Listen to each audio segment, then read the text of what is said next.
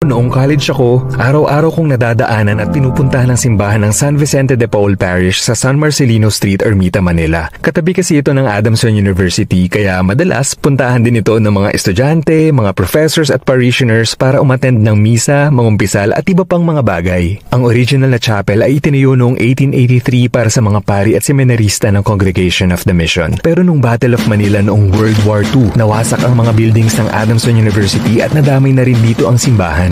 According sa marker ng Historical Research and Markers Committee noong 1935, itinayo ang concrete church noong 1912 following the design of Don Francisco Perez de Muñoz para sa 50th anniversary ng pagdating ng mga Vincentians at Daughters of Charity dito sa Pilipinas. It was built in the neoclassical style and a year later na-acknowledged din ito as one of the first churches in Manila constructed using reinforced concrete. Noong 2022, nag-install din dito ng mga seismic devices making this church earthquake resistant. Hay, nakakamiss tuloy yung kumakanta pa kami dito dati para sa yearly canticle. Pati na rin ang mga performances namin ng mga choirmates ko sa Adamson Choral and Choir Anima Ensemble. Kaya shoutout sa inyo kung mapapanood nyo ito. Ako si RJ, isang architect at artist na mahilig magkwento. Kung gusto mo pa ng mga content na ganito, please follow me. At kung may request ka naman, i-comment mo lang dyan.